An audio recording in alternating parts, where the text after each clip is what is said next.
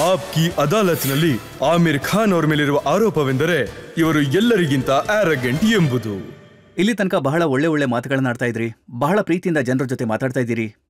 ಆದ್ರೆ ಫಿಲ್ಮ್ ಇಂಡಸ್ಟ್ರಿಯ ಜನರು ಹೇಳ್ತಾರೆ, ಯಾವಾಗ ಇವರು ಮೈದಾನಕ್ಕೆ ಇಳಿತಾರೋ ಆಗ ನೀವು ಇವರ ಆರೋಗ್ಯನ್ಸ್ ಅನ್ನ ನೋಡ್ತೀರಾ. ರೀಸೆಂಟ್ ಆಗಿ ಒಬ್ರು ಒಂದು ಉದಾಹರಣೆ ಕೊಡ್ತಾರೆ. 3 Idiots ನ ಟ್ರೇಲರ್ ಅನ್ನ ನೀವು ಮೀಡಿಯಾಗೆ ತೋರಿಸ್ತೀರಾ, ಹಾಡು ರಿಲೀಸ್ ಆಗತ್ತೆ, ಆದ್ರೆ ಸಿನಿಮಾದ ಹೀರೋಯಿನ್ ಕರೀನಾ ಅಲ್ಲಿಂದ ಕಾಣೆ ಆಗ್ತಾರೆ. ಕಾಣೆ ಆಗೋದ್ರು ಅಂದ್ರೆ ಅವರಲ್ಲಿ ಇರ್ಲಿಲ್ಲ ಅಂತ. ಹಂಗೆ ಅಂದ್ರೆ ಆಮೇಲೆ ಇದ್ದಾಗ ಬೇರೆಯವರ ಅವಶ್ಯಕತೆ ಏನು ಅಂತನಾ? ಇಲ್ಲ ಇಲ್ಲ ಇಲ್ಲ, ಆ ಥರ ಎಲ್ಲ ಏನೂ ಇಲ್ಲ, ಖಂಡಿತ ಆ ಥರ ಎಲ್ಲ ಏನೂ ಇಲ್ಲ. ನಾನು ಆ್ಯಕ್ಚುಲಿ ನಾನು ಯಾವ ಆ್ಯಂಗಲಲ್ಲೂ ಆ್ಯರಗೆಂಟ್ ಇಲ್ಲ. ನಮ್ದು ಆ ಪ್ರೋಮೋ ಏನಿತ್ತು ಅದರಲ್ಲಿ ರಾಜೂಜಿ, ವಿನೋದ್ ಮತ್ತೆ ನಾನಿದ್ದೆ ಪ್ರೋಮೋ ರಿಲೀಸ್ ಮಾಡೋಂಥ ಟೈಮ್ನಲ್ಲಿ. ಅದಾದ್ಮೇಲೆ ನಾವು ಇನ್ನೊಂದು ಪ್ರೋಮೋ ರಿಲೀಸ್ ಮಾಡಿದ್ವಿ, ಅದರಲ್ಲಿ ಮಾಧವನ್, ಶರ್ಮನ್ ಮತ್ತೆ ನಾನು ಅದೇ ಆಲ್ ಇಸ್ ವೆಲ್ ಸಾಂಗ್ ಇದೆಯಲ್ಲ ಅದನ್ನ ರಿಲೀಸ್ ಮಾಡಿದ್ವಿ. ಆಮೇಲೆ ರೊಮ್ಯಾಂಟಿಕ್ ಸಾಂಗ್ ಏನಿದೆ ನಂದು ಮತ್ತೆ ಕರೀನದು, ಅದನ್ನು ನಾನು ಮತ್ತೆ ಕರೀನಾ ಇಬ್ರು ರಿಲೀಸ್ ಮಾಡಿದ್ವಿ. ಸೊ ಈ ಪ್ಲಾನಿಂಗ್ ಇದ್ದಿದ್ದು ವಿನೋದ್ ಜಿ ಅವ್ರದ್ದು, ಈ ಫಿಲಮ್ ಪ್ರೊಡ್ಯೂಸರ್ ಅವರು. ಸೊ ಈ ಪ್ರತಿ ಸಾಂಗ್ನು ನಾವು 3 ಜನ ರಿಲೀಸ್ ಮಾಡೋಣ, ಆದ್ರೆ ಅದೊಂದು ಸಾಂಗ್ ಮಾತ್ರ ಇಬ್ಬರೇ ರಿಲೀಸ್ ಮಾಡಬೇಕು ಅಂತ. ಸರಿ ಬಿಡಿ, ಅದೇ ಅದೇ ರೊಮ್ಯಾಂಟಿಕ್ ಸಾಂಗ್.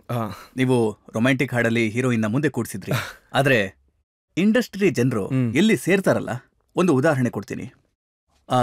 ಓಂ ಶಾಂತಿ ಓಂ, ಫರಾ ಖಾನ್ ಅವರ ಸಿನಿಮಾ ಪೂರ್ತಿ ಇಂಡಸ್ಟ್ರಿ ಇತ್ತು.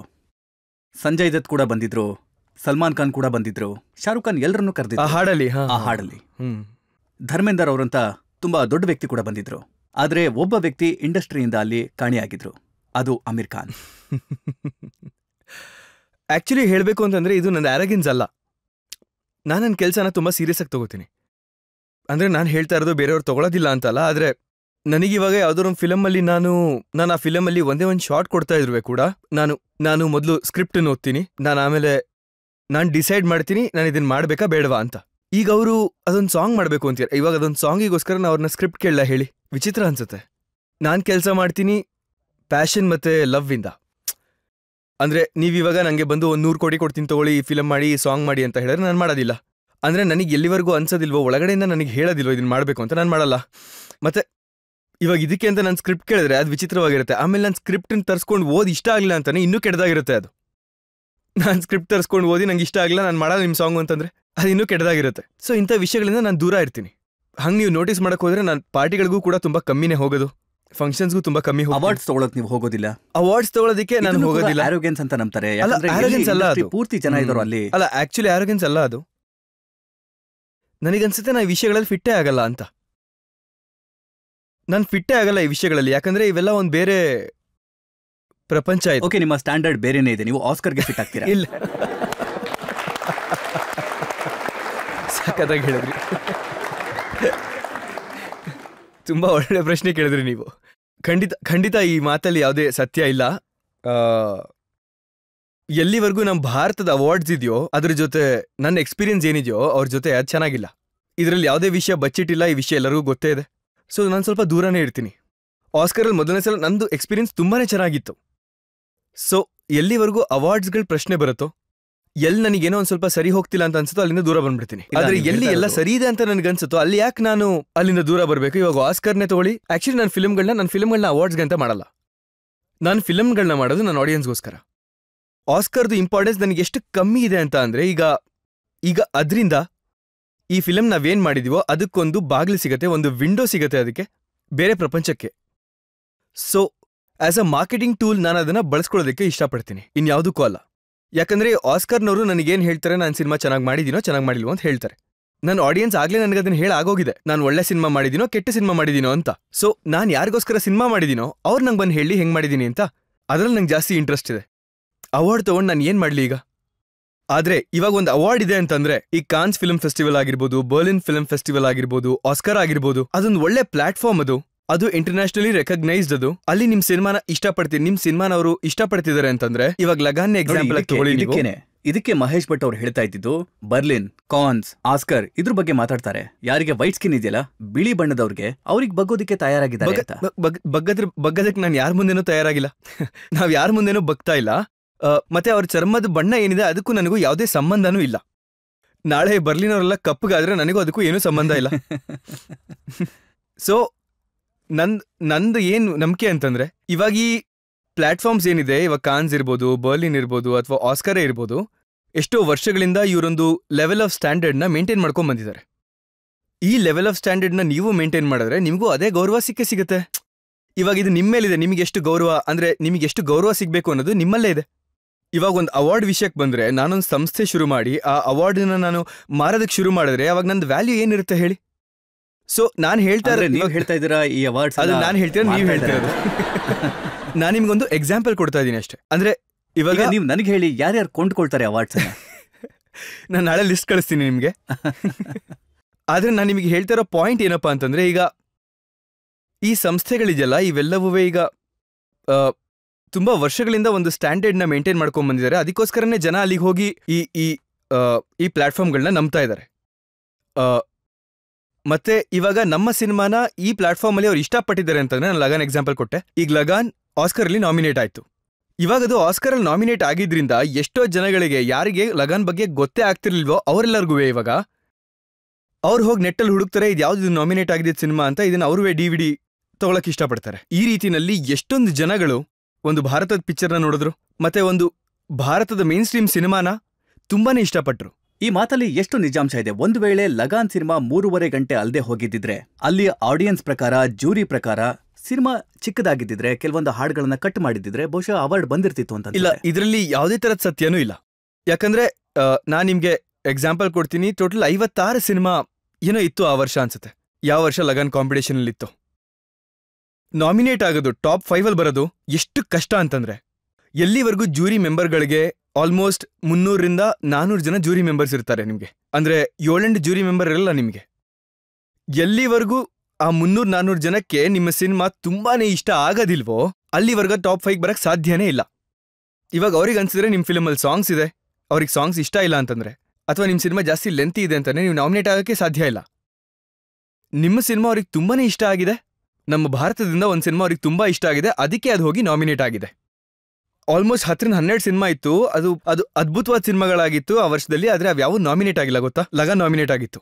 ಸೊ ನೀವು ಯಾವಾಗ ಆಸ್ಕರ್ ನಾಮಿನೇಟ್ ಆಗ್ತಿರೋ, ನೀವು ಒಂಥರ ಗೆದ್ದಂಗೆನೆ ಅದು. ಆಸ್ಕರ್ ನೀವು ಯಾವಾಗ ಫಂಕ್ಷನ್ಗೆ ಹೋಗ್ತಿರೋ, ನಿಮ್ಗೆ ಅಲ್ಲಿ ಅಂದ್ರೆ ಫಾರಿನರ್ಸ್ ಇದ್ರು, ಅವ್ರನ್ನ ಯಾರನ್ನೂ ನನ್ಗೆ ಗುರ್ತು ಹಿಡಿತಿರ್ಲಿಲ್ಲ. ಅವ್ರು ನನ್ನ ಗುರ್ತು ಹಿಡಿತಿದ್ರು ಬಿಕಾಸ್ ಅವ್ರು ಲಗಾನ್ನ ನೋಡಿದ್ರು. ಅಂಡ್ ಅವ್ರ ಜೂರಿ ಮೆಂಬರ್ಸು, ಅದು ನಂಗೆ ಗೊತ್ತಿರ್ಲಿಲ್ಲ. ಸೊ ಅವ್ರುಗಳೆಲ್ಲ ಯಾವಾಗ ನಮ್ದು ಹೆಸರು ಅನೌನ್ಸ್ ಆಗ್ಲಿಲ್ವೋ, ನೋ ಮ್ಯಾನ್ಸ್ ಲ್ಯಾಂಡ್ ಹೆಸರು ಅನೌನ್ಸ್ ಆಯ್ತು, ಆವಾಗ ಫಂಕ್ಷನ್ ಮುಗಿದ್ಮೇಲೆ ಒಂದು 50 ಜನ ನನ್ನ ಹತ್ರ ಬಂದಿದ್ದಾರೆ. ಅವ್ರು ಬಂದು ಅವ್ರಿಗೆ ತುಂಬಾ ನೋವಾಯ್ತು ಅಂತ ಹೇಳಿದ್ರು, ಗೊತ್ತಾ, ನಮ್ ಸಿನಿಮಾ ಗೆಲ್ಲಿಲ್ಲ ಅಂದಿದ್ದಕ್ಕೆ. ಸೊ ನಾನು ಕೇಳಿದೆ, ಯಾಕೆ, ನಿಮ್ಗೆ ಯಾಕೆ ಬೇಜಾರಾಯ್ತು? ಅದಕ್ಕೆ ಅವ್ರು ಹೇಳಿದ್ರು, ನಾವು ಜೂರಿಲಿ ಇದ್ವಿ, ನಿಮ್ ಫಿಲ್ಮಿಗೆ ವೋಟ್ ಮಾಡಿದ್ವಿ ಅಂತಂದ್ರು. ನಮ್ಗೆ ಅಷ್ಟೊಂದು ಇಷ್ಟ ಆಗಿತ್ತು ಸಿನಿಮಾ ಅಂತಂದ್ರು. ಒಂದ್ ವೇಳೆ ನಿಮ್ಮ ಸಿನಿಮಾಗೆ ನಾಮಿನೇಷನ್ ಸಿಕ್ಕಿದ್ದಿದ್ರೆ, ಅವಾರ್ಡ್ ಸಿಕ್ಕಿದ್ದಿದ್ರೆ ಖುಷಿಯಾಗಿರ್ತಾ ಇದ್ರಿ. ಆದ್ರೆ ಬೇರೆ ಸಿನಿಮಾಗೆ ಸಿಗುತ್ತೆ, ಸ್ಲಮ್ ಡಾಗ್ ಮಿಲಿಯನಿಯರ್, ಅದಕ್ಕೆ ಆಸ್ಕರ್ ಅವಾರ್ಡ್ ಸಿಗುತ್ತೆ. ಆದ್ರೆ ನೀವ್ ಹೇಳ್ತೀರಿ ನನ್ಗೆ ಸಿನಿಮಾ ಇಷ್ಟ ಆಗ್ಲಿಲ್ಲ ಅಂತ.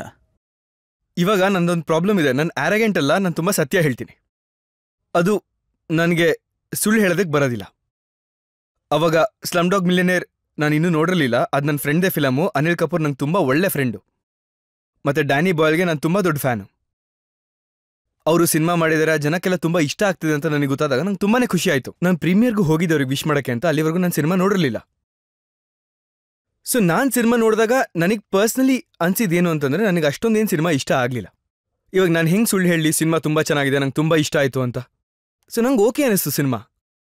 ಅಂದರೆ ಇವಾಗ ಅವ್ರು ನಮ್ಮ ದೇಶದಲ್ಲಿ ಏನೇ ನಡೆಯುತ್ತೆ ಅಂತ ತೋರಿಸ್ತಾ ಇದ್ದಾರೆ. ಇವಾಗ ನನ್ನ ಪ್ರಕಾರ ಆ ಥರದ್ದು ಯಾವುದೂ ನಡೆಯೋದೇ ಇಲ್ಲ. ಸೊ ನನಗಿವಾಗ ಹಂಗೆ ಅನ್ನಿಸ್ತು. ಸೊ ನಾನು ಪರ್ಸ್ನಲಿ ನನಗೆ ಸಿನಿಮಾ ಅಷ್ಟಿಷ್ಟ ಆಗಲಿಲ್ಲ. ಇವಾಗ ಇದು ಸತ್ಯ ಅಂತಂದ್ರೆ ಇದಕ್ಕೆ ನಾನೇನು ಮಾಡೋಕ್ಕಾಗುತ್ತೆ? ಆದ್ರೆ ನಿಜ ಏನು ಅಂತಂದ್ರೆ ಅವ್ರಿಗೆ ಆಸ್ಕರ್ ಸಿಕ್ತು, ಒಳ್ಳೆದೇನೆ. ಅಲ್ಲಿ ಜೂರಿ ಮೆಂಬರ್ಸ್ಗೆ ಅದು ಇಷ್ಟ ಆಗಿದೆ, ಏನು ಮಾಡೋಕ್ಕಾಗುತ್ತೆ? ಆದರೆ ಸಿನಿಮಾ ಒಂದು ಸಬ್ಜೆಕ್ಟಿವ್ ವಿಷಯ. ಇದರಲ್ಲಿ ಒಂದು ರೂಲ್ಸ್ ಅಂಡ್ ರೆಗ್ಯುಲೇಷನ್ಸ್ ಅಂತ ಇಲ್ಲ ನಿಮಗೆ. ಒಂದು ಸಿನಿಮಾ ನನಗೆ ಇಷ್ಟ ಆಗ್ಬೋದು, ಆದರೆ ನಿಮಗೆ ಇಷ್ಟ ಆಗದೆ ಇರ್ಬೋದು. ಆದರೆ ಇದನ್ನ ನಾನು ಒಪ್ಕೊಳ್ಳೇಬೇಕಾಗುತ್ತೆ. ಯಾಕಂದ್ರೆ ಒಬ್ಬ ಮನುಷ್ಯ ಮಂಗಲ್ ಪಾಂಡೆನ ನೋಡಿ ಚೆನ್ನಾಗಿಲ್ಲ ಅಂತ ಹೇಳ್ತಾನಂದ್ರೆ ನಾನು ಇದನ್ನ ಒಪ್ಕೊಳ್ಳೇಬೇಕು. ಅವನದನ್ನು ನೋಡಿದಾನೆ ಅಂಡ್ ಅವನಿಗೆ ಇಷ್ಟ ಆಗಿಲ್ಲ. I have to accept that. I can't say that you are wrong. Cinema ಚೆನ್ನಾಗಿದೆ, ನಿನ್ಗೆ ಯಾಕೆ ಇಷ್ಟ ಆಗಿಲ್ಲ, ನಾನು ಅವನ್ನ ಕೇಳಕ್ ಆಗೋದಿಲ್ಲ. ಅದನ್ನ ಬಿಡಿ. ನಿಮ್ಮ ಆಸ್ಕರ್ ವಿಚಾರನ ನಾನು ಒಪ್ಕೋತೀನಿ. ಬ್ಲ್ಯಾಕ್ ಫಿಲ್ಮ್, ಅಮಿತಾಬ್ ಬಚ್ಚನ್, ಎಲ್ಲರೂ ರೆಸ್ಪೆಕ್ಟ್ ಮಾಡ್ತಾರೆ. ಆ ಸಿನಿಮಾನ ನೀವು ನೋಡಿದ ನಂತರ ಇದು ಇನ್ಸೆನ್ಸಿಟಿವ್ ಸಿನಿಮಾ ಅಂತ ಹೇಳ್ತೀನಿ. ಇನ್ಸೆನ್ಸಿಟಿವ್, ಹೌದು. ಬ್ಲ್ಯಾಕ್ ನಾನು ನೋಡಿದಾಗ ನನಗೆ ಇಷ್ಟ ಆಗಲಿಲ್ಲ. ಏನು ಮಾಡಲಿ? ನನಗೆ ಅದನ್ನ ನೋಡಿದಾಗ ನನಗನ್ಸಿದ್ದು, ನಾವು ನಮ್ಮ ಆಡಿಯನ್ಸಿಗೆ ಏನು ತೋರಿಸ್ತಾ ಇದೀವಿ ಅಂತ. ನನಗೇನು ಇಷ್ಟ ಆಗಲಿಲ್ಲ ಅಂತ ಹೇಳ್ತೀನಿ ಕೇಳಿ. ಇವಾಗ ನಾವು ಮಕ್ಕಳ ಬಗ್ಗೆ ಒಂದು ಹುಡುಗಿ ಇದ್ದಾಳೆ, ಅವಳಿಗೆ ಕಾಣಿಸೋದಿಲ್ಲ, ಕೇಳಿಸೋದಿಲ್ಲ, ಅವಳಿಗೆ ಮಾತಾಡೋಕ್ಕಾಗಲ್ಲ. ನಾವು ಆ ಹುಡುಗಿಗೆ ಕಪಾಳಕ್ಕೆ ಹೊಡಿತಾ ಇದ್ದೀವಿ, ಅವಳ ತಲೆನ ನಾವು ನೀರಲ್ಲಿ ಅದ್ದುತ್ತಾ ಇದ್ದೀವಿ. ಆಮೇಲೆ ಅವಳನ್ನ ಹೆದರಿಸಿ ಅವಳಿಗೆ ಟಾರ್ಚರ್ ಕೊಟ್ಟು ಅವಳಿಗೆ ಕೆಲವೊಂದು ವಿಷಯಗಳನ್ನ ಕಲಿಸ್ತಾ ಇದ್ದೀವಿ ನಾವಿವಾಗ. ಭಾರತದಲ್ಲಿ ನೀವು ನೋಡಿ, ಇಡೀ ದೇಶದಲ್ಲಿ ಚೈಲ್ಡ್ ಕೇರಲ್ಲಿ ಚೈಲ್ಡ್ ಅಬ್ಯೂಸ್ ಎಷ್ಟಾಗತ್ತೆ ಗೊತ್ತಾ ನಮ್ಮ ದೇಶದಲ್ಲಿ? ನಾವು ಮಕ್ಕಳಿಗೆ ಕಪಾಳ ಹೊಡೆಯೋಕ್ಕಿಂತ ಮುಂಚೆ 1 ಸೆಕೆಂಡ್ ಯೋಚನೆ ಮಾಡೋದಿಲ್ಲ. ನಮ್ಮ ಪ್ರಕಾರ ತುಂಬಾ ನಾರ್ಮಲ್ ವಿಷಯ ಅದು.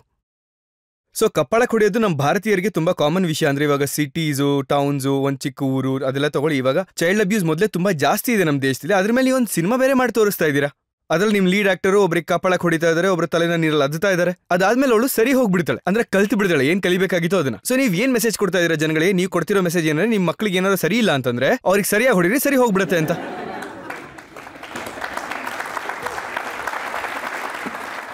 ಸೊ ಇವಾಗ ಒಂದು ಮಗುಗೆ ಕಣ್ ಕಾಣಿಸಲ್ಲ, ಮಾತು ಬರೋದಿಲ್ಲ, ಕಿವಿ ಕೇಳಿಸಲ್ಲ, ಅದ್ರ ತರಲೆ ಮಾಡ್ತಿದೆ ಅಂತಾನೆ ಅದಕ್ಕೆ ಹೊಡಿರಿ. ಅದಕ್ಕೆ ಹೊಡೆದ್ರೆ ಅದು ಕಲ್ತ್ಕೊಳ್ಳುತ್ತೆ, ಅಂದ್ರೆ ಹೊಡೆದ್ರೆ ಮಾತ್ರ ಅದು ಕಲ್ತ್ಕೊಳ್ಳುತ್ತೆ. ಅಲ್ಲ, ನೀವು ಸಬ್ಕಾನ್ಶಿಯಸ್ಲಿ ನೀವೇನ್ ಮೆಸೇಜ್ ಕೊಡ್ತಾ ಇರೋ ತುಂಬಾ ಡೇಂಜರಸ್ ಮೆಸೇಜ್ ಕೊಡ್ತಾ ಇದೀರಾ ನೀವು. ಸೊ ನನಗೆ ಆಸ್ ಅನ್ ಇಂಡಿಯನ್ ಸಿಟಿಸನ್ ನನಗನ್ಸಿದ್ದು ಇದು ಏನ್ ಮೆಸೇಜ್ ಕೊಡ್ತಾ ಇದೀರಾ ನೀವು ಅಂತ ಅನ್ನಿಸ್ತು. ನೋಡಿ, ಅಮಿತ್ ಜಿ ಅವ್ರ ಕಂಡ್ರೆ ನನಗೆ ತುಂಬಾನೇ ಗೌರವ ಇದೆ. ಅಂಡ್ ನನಗೆ ಅವ್ರು ಯಾವತ್ತೂ ಎಂತ ಒಂದು ಸ್ಥಾನದಲ್ಲಿ ಇರ್ತಾರೆ ಅಂತಂದ್ರೆ ನಾನು ಯಾವತ್ತೂ ಅದನ್ನ ನನ್ನ ಜೀವನದಲ್ಲಿ ನಾನು ಅದನ್ನ ತಲುಪಕ್ಕೆ ಪ್ರಯತ್ನ ಕೂಡ ಪಡಕ್ಕಾಗಲ್ಲ. ಇವಾಗ ಅದು ಆ ವಿಷಯ ಅದು ಬೇರೆನೇ ಇದೆ. ಅದು ಆದ್ರೆ ನಿಮ್ಗೆ ಸುಮ್ಮನೆ ಇರಕ್ಕಾಗಲ್ಲ, ಹೇಳ್ಬಿಡ್ತೀರಾ.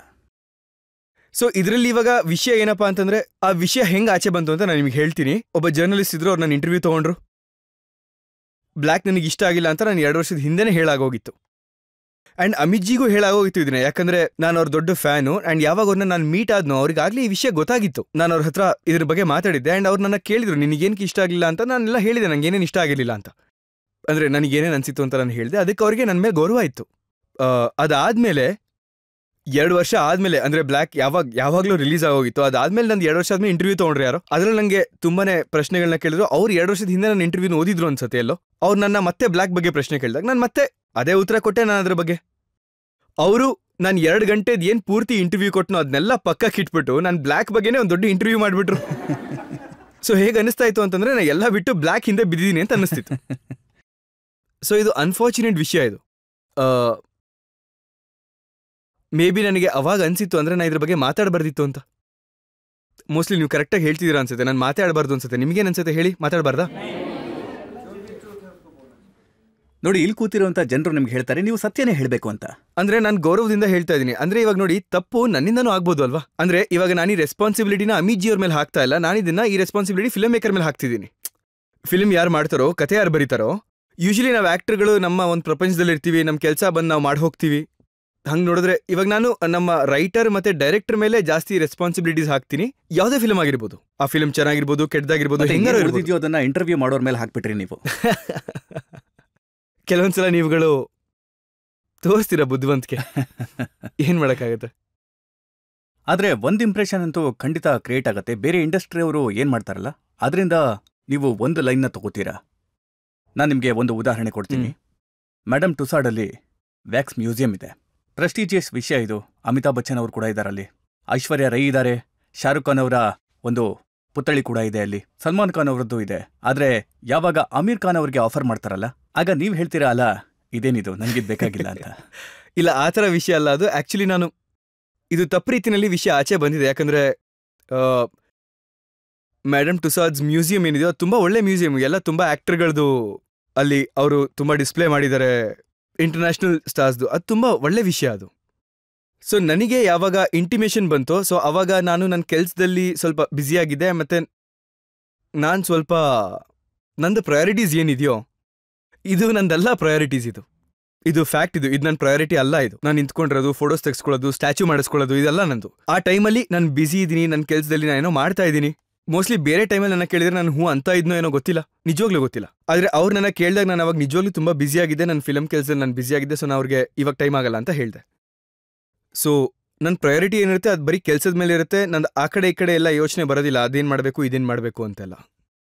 ಸೊ ಈ ಆ್ಯರಗೆನ್ಸ್ ಏನು ಅಪವಾದ ಹಾಕಿದಿರಲ್ಲ ನನ್ನ ಮೇಲೆ, ಅದಕ್ಕೆ ಮೇಯ್ನ್ ಕಾರಣ ಇದೇ ಆಗಿರುತ್ತೆ ಅನ್ಸುತ್ತೆ.